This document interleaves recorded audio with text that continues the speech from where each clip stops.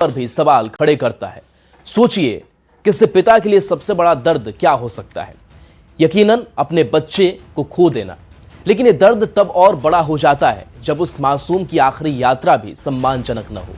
चाईबासा में एक गरीब पिता की मजबूरी और बेबसी की ऐसी ही दर्द भरी कहानी सामने आई है, जिसके बारे में सुनकर ही हर कोई अंदर तक हिल जाएगा। ये खास रिपोर्ट आपको दिखाते हैं। सरकार के सारे दावे फेल,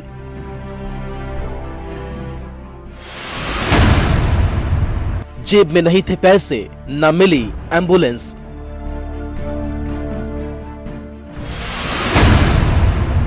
मजबूर पिता थैले में ले गया शव।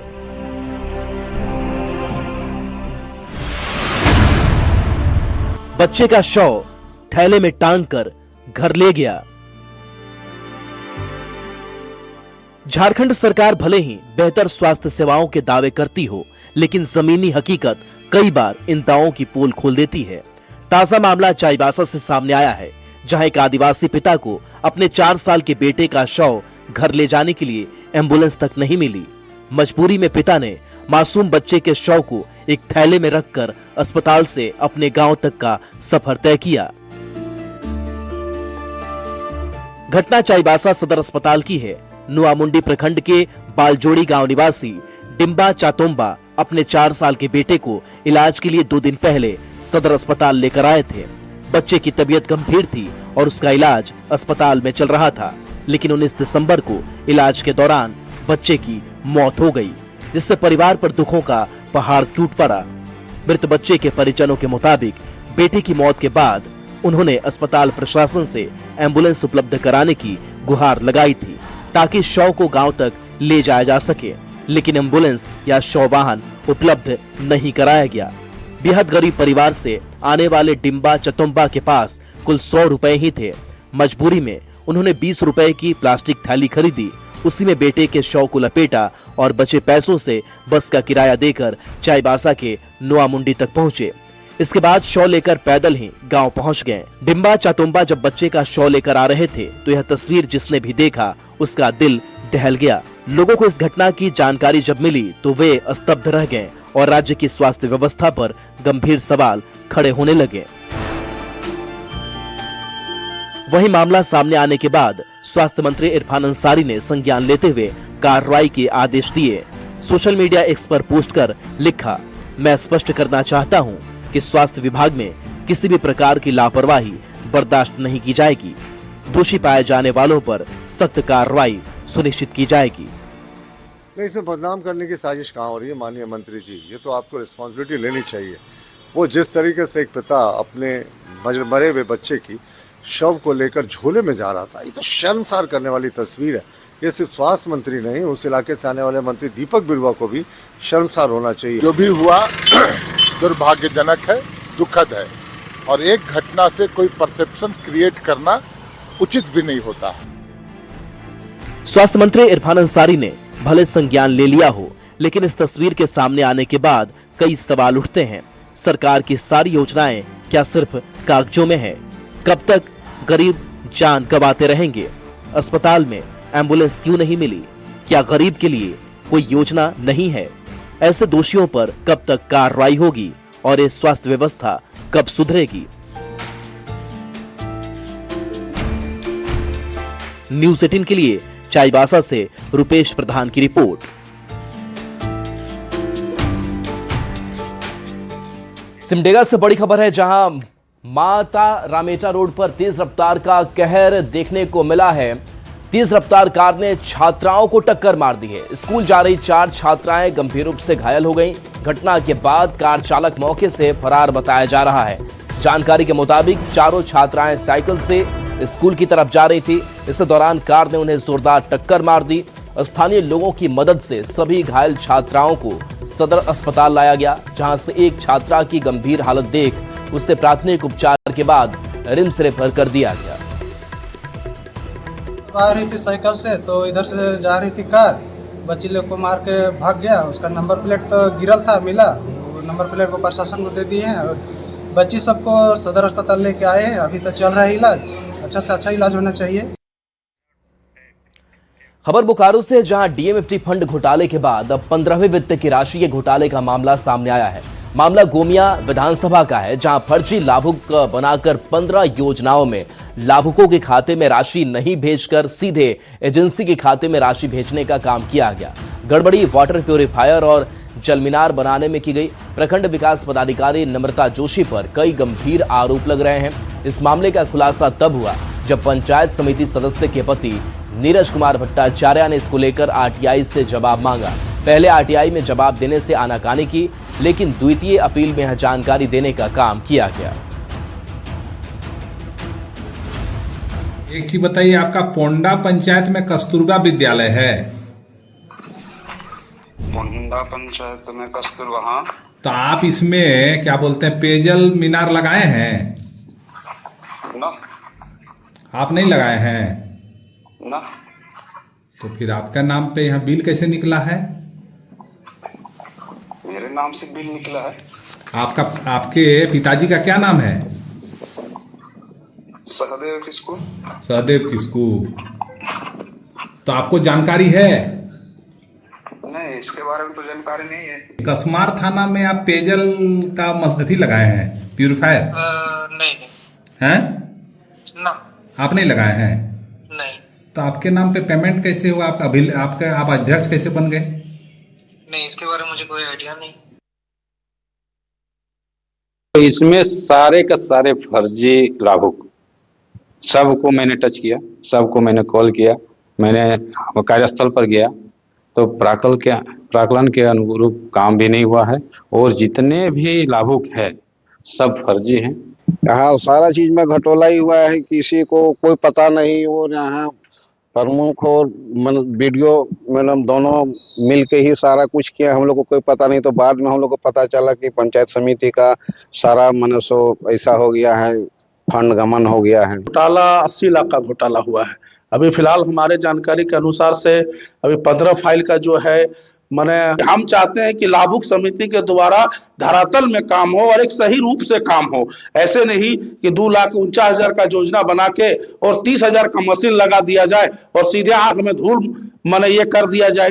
ये कहाँ का न्याय है? निष्पक्ष जांच होना चाहिए, दूध का दूध, पानी का पानी होना चाहिए। जो किया है वो सजा भुगतेगा। यही मेरा क्या लग कहीं कहीं बहुत कम ही हुआ, बहुत कहीं कहीं घटिया सामान लगा हुआ है। देखिए पानी ही लगा हुआ है तो पानी भी नहीं निकल रहा है। ये सब बहुत अति हुआ। जिला स्तरीय और राज्य स्तरीय जांच का निर्देश दिया गया है, जो कार्यवाही अभी चल रही है। जैसे ही जांच प्रतिवेदन आएगा आप लोगों को जो सच है वो सभी को पता चल जाएगा। वो सब बोला ना मैंने आपको। झारखंड में बालू का अवैध कारोबार जारी है और इसमें जुटा बालू माफिया बेखौफ दिख रहा है। हर शहर में यही कहानी दिख रही है। धनबाद में बेखौफ बालू माफिया ने बाइक सवार को रौंद दिया, तो सरायकेला में शमशान घाट की जमीन को ही कब्जा करने की साजिश रची जा रही है। बड़ा सवाल है कि आखिर बालू माफिया पर कब रोक लगेगी। ये रिपोर्ट आपको दिखाते हैं। झारखंड में बेखौफ बना बालू माफिया। धनबाद में बाइक सवार को रौंदा। सरायकेला में शमशान घाट बना स्टॉक यार्ड। बेअसर दिख रहा लोगों का विरोध। सड़क पर कुचली बाइक, लोगों की भीड़ और मौके पर फैला तनाव बताने के लिए काफी है कि जरूर कुछ बड़ी घटना हुई है। तस्वीर है कोयले की राजधानी धनबाद की, जहां कोयले के साथ बालू माफिया भी बेखौफ दिख रहा है। कतरास में रॉन्ग साइड से अवैध बालू लेकर जा रहे ट्रैक्टर चालक ने बाइक सवार को टक्कर मार दी। बाइक सवार महावीर महतो ने जब इसका विरोध किया तो बेखौफ ड्राइवर ने बाइक सवार पिता और बेटी पर ट्रैक्टर चढ़ा दी। पिता की मौके पर ही मौत हो गई, जबकि बेटी की जान बाल बाल बच गई। आरोपी ड्राइवर ट्रैक्टर लेकर फरार हो गया। नाराज लोगों ने राजगंज महुदा NH-32 जाम कर दिया है और जमकर विरोध जताया।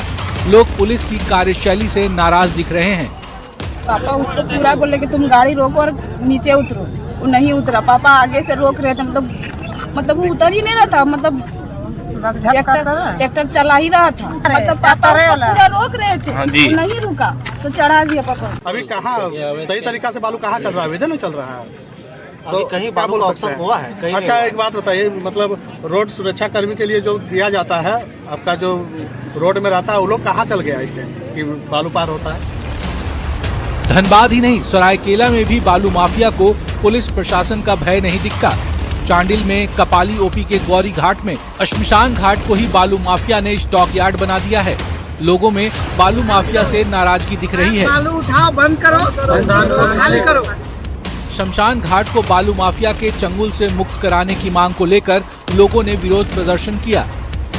बालू के अवैध भंडारण से न केवल सरकारी राजस्व की हानि हो रही है, बल्कि पर्यावरण को भी नुकसान पहुंच रहा है। लोगों ने जल्द रोक नहीं लगाने पर आंदोलन की चेतावनी दी है। घाट को कब्जा किया जा रहा है, जबरन कब्जा ही मान के चलिए कि हम लोग जो शमशान घाट है, पुश्तैनी शमशान घाट है, उस पे लोग बालू डंपिंग कर दे रहे हैं, पत्थर डंपिंग कर दे रहे हैं, बालू चालन कर रहे हैं वहाँ पर, और यहाँ से लोग बिक्री करते हैं। बालू माफिया है, सब कोई अभी हम लोग कब्जा करना चाहता है। कौन कौन है बालू माफिया? बालू माफिया तो वो लोग नहीं जानते, हम लोग उधर आना जाना नहीं करते हैं, उतना वो लोग चुपके से चलाता है। आप देख सकते हैं, जो भी सूचना होगी अपने बड़े पदाधिकारी को, अपने थाना प्रभारी, ओपी प्रभारी को दे रहे हैं, समझे। और उसके बाद में जो समुचित कार्रवाई होगी हमारे थाना प्रभारी और हमें भी जो आदेश मिलेगा हम लोग करेंगे। जल, जंगल और जमीन के साथ ही खनिज संपदा से भरपूर झारखंड में माफिया की चुनौती लगातार पुलिस को मिलती रही है। सरकार और प्रशासन की ओर से कार्रवाई की जाती है, लेकिन बेखौफ माफिया पर कोई असर नहीं होता। अब बालू माफिया के विरोध में लोग मुखर हो रहे हैं। देखना दिलचस्प होगा कि क्या बालू माफिया अपनी गतिविधि पर रोक लगाता है या कानून को पहले की तरह ठेंगे पर रखता है। न्यूज़ 18 के लिए धनबाद से संजय गुप्ता के साथ सरायकेला से आशीष तिवारी की रिपोर्ट। अब बात करते हैं हाथी के आतंक की। रामगढ़ के कुज्जू वन क्षेत्र में हाथी का आतंक जारी है। हाथी के हमले से अब तक 6 लोगों की जान भी जा चुकी है। कई घर क्षतिग्रस्त हो गए हैं, जिससे लोगों में दहशत का माहौल है। हाथियों के झुंड ने कुज्जू वन क्षेत्र के नावाडी में जमकर उत्पात मचाते हुए 2 होटल और 2 घरों को पूरी तरीके से तहस नहस कर दिया है। इस झुंड में 6 से 7 हाथी मौजूद हैं, जो नावाडी के जंगलों में डेरा डाले हुए हैं, जिससे ग्रामीण दहशत में हैं। ये हाथियों के झुंड के द्वारा नवाडी पंचायत में किसानों के घर एवं फसलों को काफी नुकसान पहुंचाया जा रहा है।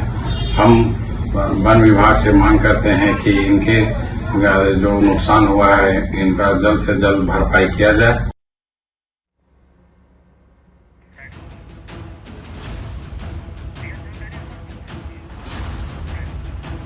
और चाईबासा से बड़ी खबर, जहां मनोहरपुर प्रखंड में हाथी का आतंक दिखा है। गिडुंग गांव में हाथी उत्पात मचा रहा है। हाथी के हमले से एक शख्स की मौत हो गई है। जानकारी के मुताबिक शख्स घर के आंगन में अलाव जलाकर आग ताप रहा था। इस दौरान अचानक वहां एक जंगली हाथी पहुंचा और उस पर हमला कर दिया। हाथी ने उससे पटक कर और कुचल कर मार डाला। तो गिडुंग गांव में हाथी उत्पात मचा रहा है। एक शख्स की मौत हो गई है हाथी के हमले से। बता दें कि पटक कर और कुचल कर इस हाथी ने इस शख्स को मौत के घाट उतार दिया। मनोहरपुर प्रखंड में हाथी का आतंक देखने को मिला है। तो ये तस्वीर वहां की देखिए, और इस शख्स की जान इस हाथी ने कुचलकर ले ली है। लोगों में दहशत हाथियों के आतंक से देखने को मिल रहा है। वन विभाग को सूचना दी गई है। भाग रहा था तो उधर से छेक खांसे मार दिया, फिर घासल करा रहा था, यहाँ पर लटक गया तो वहीं पर लटक गया। तब तक हम लोग आ गए हैं। आवाज सुन के ये आवाज भी दे रहा था बचाने का जी। और गुमला से बड़ी खबर, जहां कुरमुल गांव हाथियों का झुंड पहुंच गया। गांव में 9 हाथियों का झुंड पहुंचा है। जंगली हाथी को देख लोगों में भी दहशत है। गांव के पास बगीचे में हाथियों ने डेरा जमा रखा है। लोगों ने वनपाल को सूचना दे दी है। रामतोलिया तुरुंडू पंचायत में दहशत देखने को मिल रहा है। ये तस्वीर देखिए, जहां खेत से पार होते हुए ये हाथियों का झुंड आपको दिखाई दे रहा होगा, जो कैमरे में तस्वीर कैद हुई है। और इन हाथियों के प्रवेश कर जाने के बाद से लोगों में दहशत है। तो ये तस्वीर ये इलाके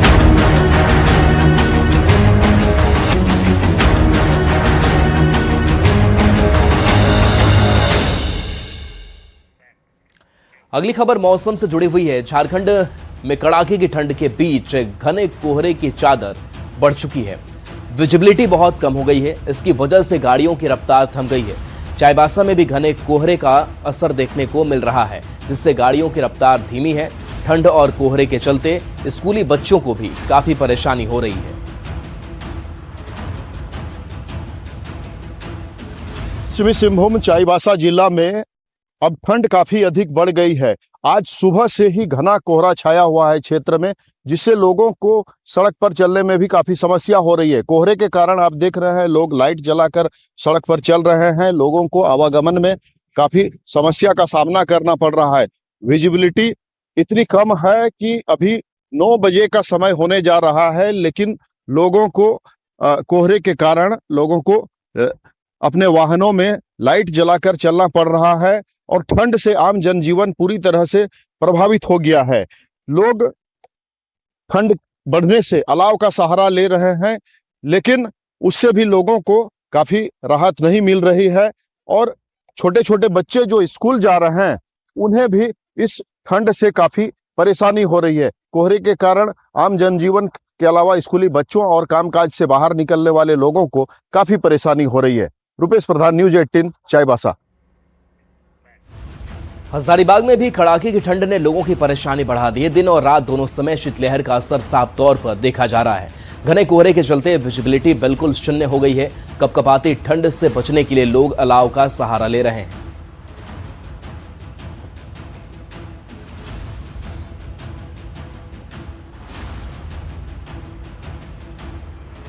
पिछले कुछ दिनों से हजारीबाग जिले में कड़ाके की ठंड पड़ रही है, लेकिन आज की बात कर ले तो आज जो है मौसम बिल्कुल बदल सा गया है। हजारीबाग के भी हम सड़कों पर हैं और सड़कों से सीधे आपको तस्वीर जो दिखा रहे हैं कि यहाँ जो विजिबिलिटी है वो बिल्कुल शून्य सा हो गया है। हम कह सकते हैं कि जो वाहन है वो दिन में भी लाइट जलाकर चल रहे हैं। आपको जो तस्वीर दिख रहा है कि चारों तरफ जो है वो कोहरा नजर आ रहा होगा, जिसके वजह से जो है लोगों को सड़कों पर चलने में तो परेशानियां हो ही रही है, लेकिन साथ ही अगर हम बात कर ले तो लोग जो है घरों से भी निकलना काफी कम कर दिए हैं। अन्य दिनों की अपेक्षा सड़क पर जो है आज वाहनों की भी संख्या में भारी कमी देखने को मिल रहा है। हमारे साथ एक स्थानीय हम जानेंगे। चाचा, मौसम कैसा है? मौसम तो खैर बहुत दुखदायक है, क्योंकि यहाँ कोई दिखाई नहीं देता है। आगे जाने में परेशानी है ही। गाड़ी चलाने में कितना दिक्कत हो रहा है? बहुत दिक्कत हो रहा है। एक तो दिखाई नहीं देता, तो दिखाई नहीं दे रहा है तो पहले क्या देखते थे और अचानक मौसम में क्या हुआ? ठंड भी काफी बढ़ गई है। हाँ, ठंड भी काफी बढ़ गई है, इसलिए अभी है बुरा स्थिति है। बुरा स्थिति है। कहाँ से आ रहे हैं? हम ही आ रहे हैं पतरातू मोड़ से, भी सिलवार जाना है। देखिए, स्थिति कुछ इस तरीके से बना हुआ है कि लोगों को सड़क पर चलना जो है वो काफी मुश्किल हो गया है और चारों तरफ कोहरा ही कोहरा जो है वो हजारीबाग जिले में देखने को मिल रहा है। बता दें कि ये सिर्फ शहरी क्षेत्र ही नहीं बल्कि ग्रामीण क्षेत्र की भी स्थिति जो है जस की तस बनी हुई है। सुशांत सोनी, न्यूज 18, हजारीबाग। देवघर में कड़ाके की ठंड का असर साफ तौर पर देखने को मिल रहा है। घने कोहरे की वजह से विजिबिलिटी काफी कम हो गई है। ठंड के साथ चल रही सर्द हवाओं ने लोगों की मुश्किलें और बढ़ा दी है। इसका सीधा असर बाबा बैद्यनाथ मंदिर में श्रद्धालुओं की भीड़ पर पड़ रहा है। सामान्य दिनों की तुलना में मंदिर में दर्शन के लिए पहुंचने वाले श्रद्धालुओं की संख्या में भारी कमी दर्ज की गई।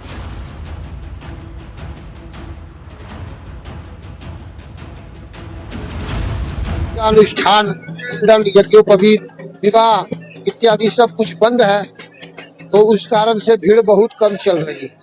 ठंडा का पूरा असर है। पूरा अलाव कहीं पर नहीं हो रहा है। कहीं नगर निगम के द्वारा अलाव चौक चौराहे पर नहीं दिया जा रहा है। मंदिर में क्या है?